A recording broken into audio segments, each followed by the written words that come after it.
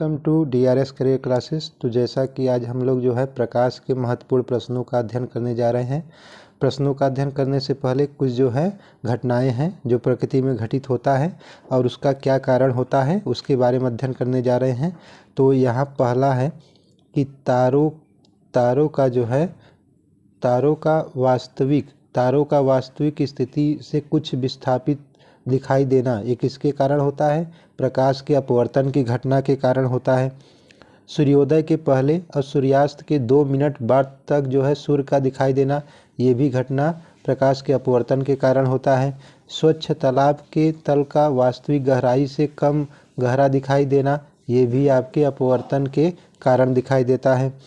और तिरछी छड़ी का पानी में मुड़ा दिखाई देना ये भी प्रकाश के अपवर्तन की घटना के कारण होता है। मृग मरीचिका होता है, उन्न मरीचिका होता है, ठंडे प्रदेशों में मरीचिका और गर्म प्रदेशों में मरीचिका जो होता है ये आपका पूर्ण आंतरिक परावर्तन की घटना पर आधारित होता है। हीरे का चमकना ये भी आपके पूर्ण आंतरिक परावर्तन की घटना पर आधारित होता है। प्रकाशिक तंतु जो कि ऑप्टिकल फाइबर कहते हैं, जो अंतःदर्शी के रूप में यूज करते हैं, तो यहाँ पर एंडोस्कोपी के रूप में ये भी आपके पूर्ण आंतरिक परावर्तन की घटना पर आधारित होता है। आकाश का रंग जो है नीला दिखाई देना ये जो है प्रकाश के प्रकीर्णन के घटना पर आधारित होता है। और सुबह और शाम को सूर्य का लाल दिखाई देना ये भी जो है प्रकाश के प्रकीर्णन के कारण होता है। और आपका पानी के तल पर मिट्टी के तेल डालने पर जो है प्रकाश के प्रभाव में वो रंगीन दिखाई देता है। तो रंगीन दिखाई देता है पानी पर जो है मिट्टी का तेल किसके कारण? तो ये जो है आपका जो है व्यतिकरण घटना पर आधारित होता है। व्यतिकरण घटना के कारण ही पानी पर जो है अगर मिट्टी का तेल डालते हैं तो रंगीन दिखाई देता है।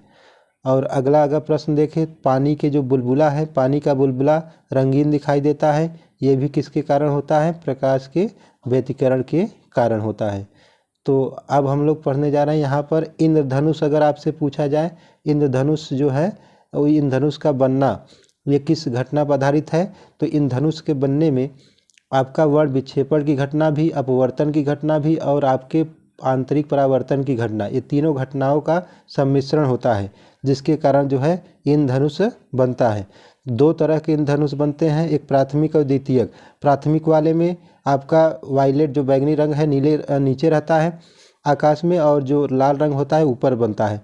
और जबकि द्वितीयक इंद्रधनुष में आपका लाल रंग जो है नीचे की ओर बनता है और आपका जो है बैंगनी रंग ऊपर की ओर बनता है। 7 रंगों की पट्टी बनती है। इसी तरह से विबग्योर के नाम से याद रखते हैं, बैजनी पिनाला के नाम से। यहाँ पर अब हम लोग अध्ययन करने जा रहे हैं कुछ महत्वपूर्ण बहुविकल्पी प्रश्न। तो यहाँ पर अब हम लोग जो है ऑब्जेक्टिव प्रश्नों को हल करने जा रहे हैं कि ऑब्जेक्टिव प्रश्न कैसे पूछे जाते हैं प्रतियोगी परीक्षाओं में। और यहाँ पर जो एग्ज़ाम में प्रश्न आता है तो यहाँ पर एग्ज़ाम में जो प्रश्न आता है तो पहला प्रश्न आपको दिख रहा है कि साधारण फोटोग्राफी में कौन सा लेंस जो है प्रयोग किया जाता है। तो अगर फोटोग्राफी है तो आपका जो है फोटोग्राफी है तो इसमें कौन सा लेंस प्रयोग करते हैं? उत्तल लेंस का प्रयोग किया जाता है। और उत्तल लेंस क्या होता है? ये जो है किनारों पर पतला बीच में मोटा होता है, किनारों पतला बीच में मोटा होता है, इसी को उत्तल लेंस कहते हैं। और यहाँ दर्पण में किस रसायन का प्रयोग जो है पॉलिश या कलई करने के लिए प्रयोग किया जाता है? तो यहाँ पर पूछा जा रहा है कि कौन सा केमिकल है जो दर्पण में मिरर में पॉलिश करने के लिए प्रयोग किया जाता है। तो इसमें सिल्वर नाइट्रेट का प्रयोग करते हैं। सिल्वर नाइट्रेट का सूत्र होता है AgNO3 ये इसका फार्मूला होता है। तो यहाँ पर हम लोग देखते हैं कि ये जो है अगला प्रश्न, आकाश का रंग नीला दिखाई क्यों देता है? तो हम लोग जो है अभी पढ़ चुके हैं आकाश का रंग नीला क्यों दिखाई देता है। क्योंकि इसमें जो बैगनी रंग है और नीले रंग का जो प्रकीर्णन होता है ये जो है सबसे अधिक होता है। बैगनी और नीले रंग का प्रकीर्णन सबसे अधिक होता है, इसीलिए आकाश का रंग जो है नीला दिखाई देता है। अब हम लोग आगे के प्रश्नों का अध्ययन करने जा रहे हैं जो कि प्रश्न संख्या 4 है। और इसमें क्या पूछा गया है? इसमें पूछा गया है यदि 2 समतल दर्पणों के बीच में 44 अंश का कोण है तो उसके बीच में अगर वस्तु कोई रख देंगे कितना प्रतिबिंब की संख्या प्राप्त होगा। तो अगर प्रतिबिंब की संख्या ज्ञात करना है तो आपका सूत्र है नंबर ऑफ इमेज बराबर 360 बटे थीटा, 360 बटे थीटा होता है, ये आपका फार्मूला होता है। तो इसमें हम लोग जो है मान रखते हैं, तो यहाँ पर मान रखते हैं n बराबर होता है 360 बटे थीटा होता है। ये थीटा का मान दिया है 44 डिग्री, तो यहाँ 360 बटे थीटा का मान 44 अंश है, जो डिग्री से अंग्रेजी में कहते हैं। ये कटा देंगे तो आपका समथिंग जो है 8 दशमलव कुछ आएगा वैल्यू। तो यहाँ पर जो वैल्यू आता है दशमलव में तो उसको हम लोग छोड़ देते हैं, और ये जो है आपका जो पूर्ण यहाँ पर जो संख्या है 8, इसके बाद दशमलव में कुछ भी आएगा उसको हम लोग छोड़ देते हैं दशमलव वाली संख्या को, और यही जो यहाँ पूर्ण रूप से आता है जो संख्या, वही आपका आंसर हो जाता है। तो इसमें कौन सा आंसर होगा, इसमें जो है आपका आंसर हो जाएगा 8 प्रतिबिंब बनेंगे। और अगला प्रश्न देखा जाए, अब यही प्रश्न अगर ये ध्यान रखिए कि इसमें अगर थीटा बटे 360 बटे थीटा करने पर अगर जो है विषम संख्या आता है तो वही आंसर हो जाता है, और अगर जो है सम संख्या आता है तो उसमें एक घटा देते हैं, और अगर दशमलव वाला संख्या आता है तो जो दशमलव के पहले संख्या रहेगा वही आपका आंसर हो जाता है। तो अगला प्रश्न हम लोग देखते हैं कि अगला प्रश्न क्या है। अगला प्रश्न है समतल दर्पण से बना प्रतिबिंब कैसा होता है। तो समतल दर्पण से जो प्रतिबिंब बनता है वो हमेशा कैसा बनता है, हमेशा आभासी बनता है और जो है सीधा बनता है, आभासी बनता है और सीधा बनता है। तो यहाँ पर आभासी है और जबकि जो है सीधा भी बनता है, तो यहाँ ऑप्शन में आभासी दिया गया है। वास्तविक तो बनता नहीं है, ये गलत हो जाएगा। और पर्दे पर प्राप्त किया यहाँ पर्दे पर लिया जा सकता है, गलत है, क्योंकि आभासी प्रतिबिंब पर्दे प्राप्त नहीं किया जा सकता है, केवल वास्तविक प्रतिबिंब पर्दे पर प्राप्त किया जा सकता है। इसलिए आपका ऑप्शन होगा बी, जो कि सदैव आभासी प्रतिबिंब बनता है। अगला प्रश्न है, आपसे पूछा गया है कि प्रकाश का जो यहाँ तरंगदैर्ध्य है, प्रकाश का तरंगदैर्ध्य है, उसका परास रेंज कितना होता है। तो हम लोग जो दृश्य प्रकाश की किरणें हैं, दृश्य प्रकाश की जो किरणें हैं उसमें क्या है कि आपका जो विबग्योर होता है, विबग्योर जो यहाँ ट्रिक है जिससे आप सातों रंगों को याद कर सकते हैं। तो इसमें जो है बैजनी पिनाला के नाम से हिंदी में याद रखते हैं। तो violet, indigo, blue, green, yellow, orange और रेड, ये सातों रंग जो है ये दृश्य किरणें होती हैं जो हमें दिखाई देती हैं। और इसमें सबसे ज़्यादा तरंगदैर्ध्य लाल रंग का होता है, सबसे ज़्यादा तरंगदैर्ध्य, और बैगनी रंग का सबसे कम होता है। और इसका जो तरंगदैर्ध्य का मान होता है, तरंगदैर्ध्य लाल रंग का ज़्यादा, बैगनी रंग का कम। तो ये जो है चालू स्टार्ट होता है आपका यहाँ पर समथिंग 3900 कहीं कहीं लिखा रहता है, 3900 एंगस्ट्राम, कहीं कहीं 4000 एंगस्ट्राम। तो यहाँ पर ध्यान देना है, या इसी के नियर अबाउट यहाँ पर 3800 एंगस्ट्राम लिखा गया है।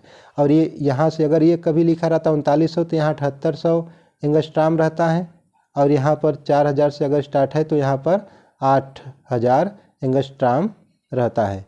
तो ये यहाँ पर आपका ऑप्शन हो जाएगा 3800 एंगस्ट्राम से लेकर 7800 एंगस्ट्राम तक। तो यहाँ एंगस्ट्राम क्या है, एक एंगस्ट्राम बराबर आपका मान होता है 10 के घाते -10, 10 के घाते -10 मीटर जो है एक एंगस्ट्राम का मान होता है। ऐसे एक माइक्रोन होता है, एक माइक्रोन बराबर 10 के घाते -6, 10 के घाते -6 मीटर होता है। तो इस तरह से जो है इसका आंसर हो जाएगा, आपका आंसर हो जाएगा 3800 एंगस्ट्राम से 7800 एंगस्ट्राम। अब हम लोग अगले प्रश्न पर आगे बढ़ते हैं। अगला प्रश्न आपसे पूछा गया, निम्नलिखित में से किससे प्रकाश के ऋजुरेखी संचरण की पुष्टि होती है। तो यहाँ पर पूछा यह गया है कि जो प्रकाश की किरण है, ऋजुरेखी का मतलब होता है सरल रेखा में, जैसे प्रकाश सीधी रेखा में चल रही हैं, इसी को ऋजुरेखी जो है या सरल रेखीय जो है गति कहते हैं। तो ये जो है पुष्टि कौन सी घटना को जो है इसमें दिया गया है कि वह पुष्टि करता है। तो सूची छिद्र, सूची का मतलब जैसे सुई होता है उतना छिद्र है अगर, तो उसे सूची छिद्र कहते हैं। कैमरे से प्रतिबिंब का बनना, ये जो है प्रकाश के सीधी रेखा में दिखाता है ऋजुरेखीय संचरण को ये दिखाता है। छाया का बनना भी आपके प्रकाश की सीधी रेखा में चलना दिखाता है, और सूर्य ग्रहण और चंद्र ग्रहण भी प्रकाश की सीधी रेखा में चलना दिखाता है। तो इस तरह से इसका ऑप्शन क्या हो गया, डी, उपरोक्त सभी। ये भी सही है, और पहला भी सही है, ए भी सही है, बी सही है और सी सही है, इसलिए आपका उपरोक्त सभी प्रश्न सही है। तो यहाँ पर 8वां प्रश्न देखते हैं कि क्या है। 8वां प्रश्न आपसे पूछा गया है कि जो ब्लेड है, ब्लेड की छाया, जैसे ब्लेड की जो छाया है जिसे पत्ती कहते हैं, तो के किनारे स्पष्ट दिखाई देते हैं प्रकाश के। ये जो है जैसे पत्ती है तो उसके किनारे जो है, किनारों पर स्पष्ट नहीं दिखाई देता है। इसका कारण क्या है? इसका कारण आपका होता है, इसका कारण जो है यहाँ पर ये जो है विवर्तन के कारण जो है ब्लेड की छाया के किनारे जो है स्पष्ट दिखाई नहीं देता है। तो विवर्तन की घटना ये होता है कि किसी किनारे से प्रकाश का मुड़ना, ये आपका विवर्तन की घटना होती है। तो ब्लेड के जो है छाया के किनारे स्पष्ट दिखाई नहीं देता है, इसका कारण क्या है? विवर्तन के कारण। अगला प्रश्न देखते हैं कि क्या है। अगला प्रश्न आपका है कि प्रकाश के प्रकीर्णन के कारण जो है, और ऑप्शन पूछा है, यहाँ दिया गया है पहला कि गहरा जल नीला दिखाई देता है, बिल्कुल सही है। आपका गहरा जल जो है नीला दिखाई देता है प्रकाश के प्रकीर्णन के कारण, क्योंकि नीले रंग और बैगनी रंग का प्रकीर्णन सबसे ज़्यादा होता है। और सूर्योदय और सूर्यास्त के समय सूर्य का लाल दिखाई देना, ये भी सही है, क्योंकि सूर्योदय सूर्यास्त के समय सूर्य बहुत दूर होता है, और जिसके कारण वहाँ से चलने वाली प्रकाश की किरणें आते आते पृथ्वी पर उनके जो है 6 रंग जो है ज़्यादातर प्रकीर्णन हो जाता है, और केवल लाल रंग का तरंग दैर्ध्य अधिक होता है, इसीलिए वो लंबी दूरी तक आसानी से तय करता है और पृथ्वी तक पहुंचता है। इसलिए हमें सूर्य कैसा दिखाई देता है? लाल दिखाई देता है। तो और ये जो है दूसरा भी सही है। तीसरा ऑप्शन पेड़ पौधों का रंग हरा दिखाई देता है, ये गलत है। पेड़ पौधों का रंग हरा रंग दिखाई देता है क्लोरोफिल के कारण, जो पत्तियों में पाया जाता है, उसमें मैग्नीशियम तत्व पाया जाता है। तो ये जो है आपका प्रकीर्णन के कारण नहीं होता है। और इसमें डी ऑप्शन है, ए और बी दोनों सही है। तो हाँ, यहाँ पर देखते हैं कि गहरा जल नीला दिखाई देता है, ये भी सही है। सूर्योदय सूर्यास्त के समय सूर्य का लाल दिखाई देना, ये भी सही है। तो आपका ऑप्शन यहाँ पर डी ऑप्शन होगा, क्योंकि इसमें ए और बी दोनों सत्य है। और आपका अगला प्रश्न जो है 10वां प्रश्न आपका है, ये जो है पूछा है कि ऊर्ध्वाधर समतल शीशे की न्यूनतम लंबाई जिसमें एक खड़ा हुआ प्रेक्षक अपनी पूर्ण लंबाई का प्रतिबिंब देख सकता है तो होगी। अगर कोई जो है दर्पण है, इस तरह से मान लीजिए समतल दर्पण है, और यहाँ पर कोई जो है व्यक्ति, अगर यहाँ पर कोई खड़ा है, अगर इसे पूरा अपना प्रतिबिंब देखना है तो जो है कितना जो है लंबाई का जो है मिरर दर्पण प्रयोग करना होगा, अपने लंबाई से आधे लंबाई का। जितना उसका हाइट मान लीजिए h है, तो h/2 मतलब उसके लंबाई के आधे लंबाई का, प्रेक्षक के लंबाई के आधे लंबाई का जो है प्रयोग होगा आपका दर्पण की लंबाई। तो यहाँ पर प्रेक्षक की लंबाई की आधे लंबाई का यहाँ पर प्रयोग होगा। तो इसमें देखते हैं ऑप्शन सी जो है, ऑप्शन सी जो है यहाँ पर प्रेक्षक की लंबाई की आधी लंबाई, ये आपका सही होगा।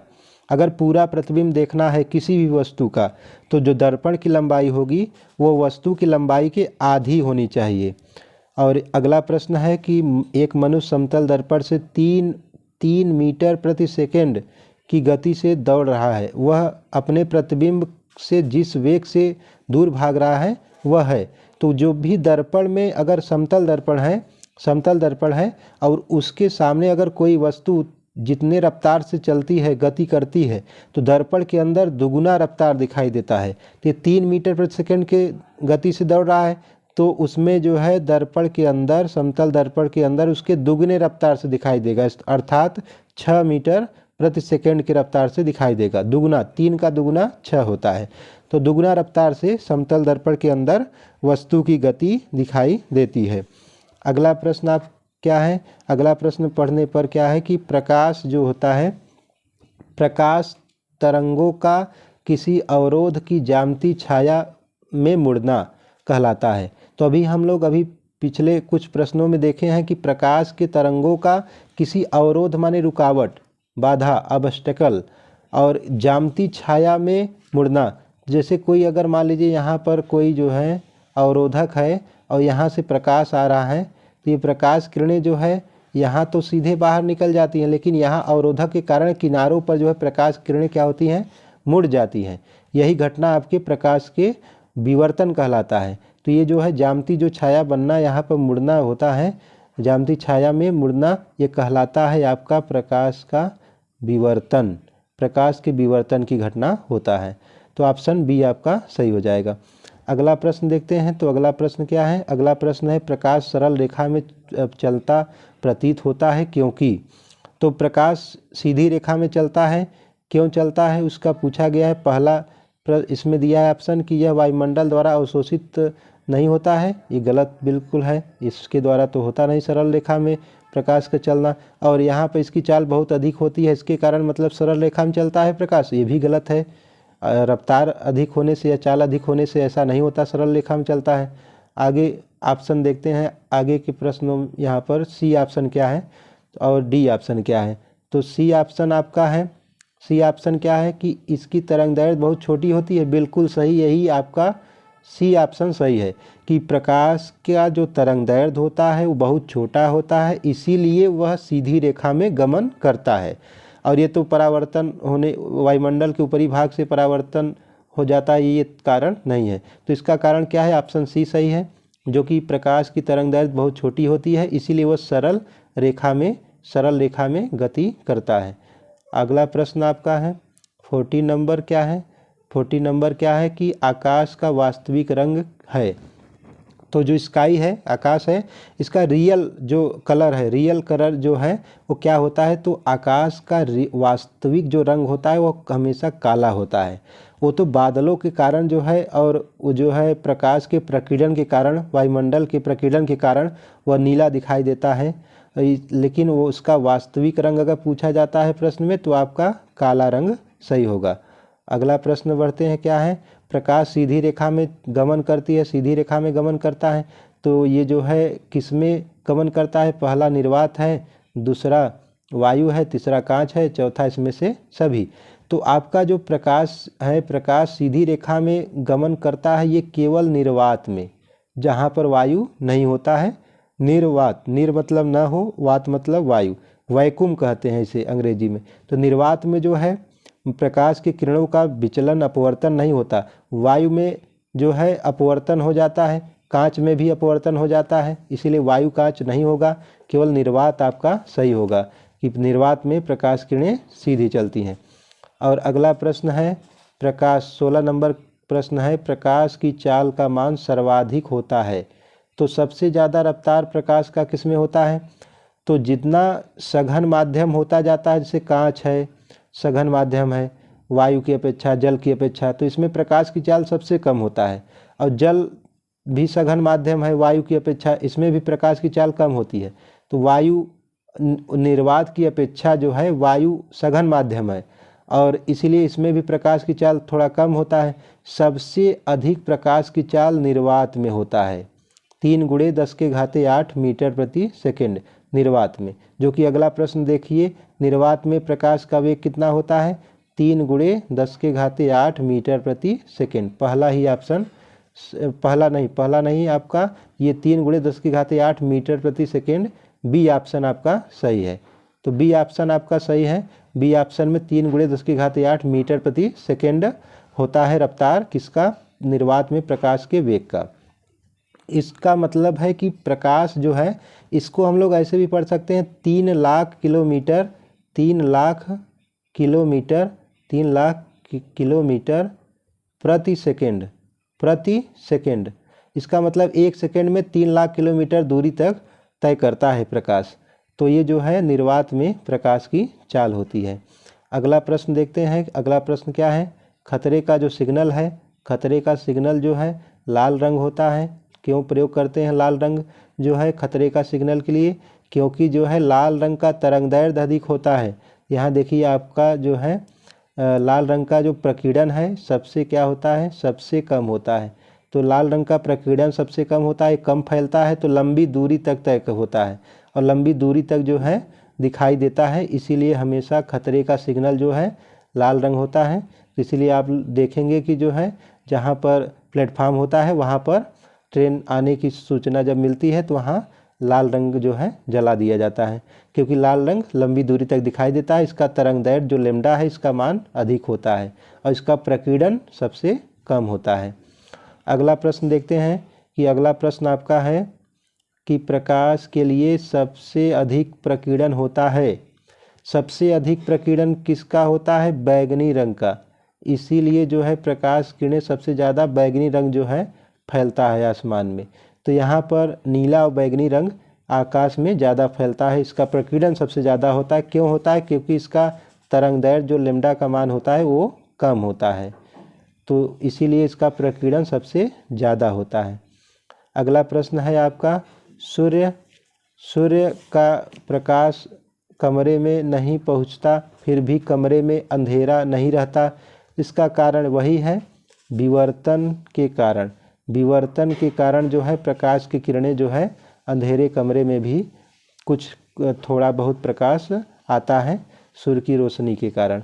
तो यहाँ पर विवर्तन की घटना है जिसके कारण जो है सूर्य का प्रकाश कमरे में नहीं पहुँचता फिर भी कमरे में अंधेरा नहीं रहता।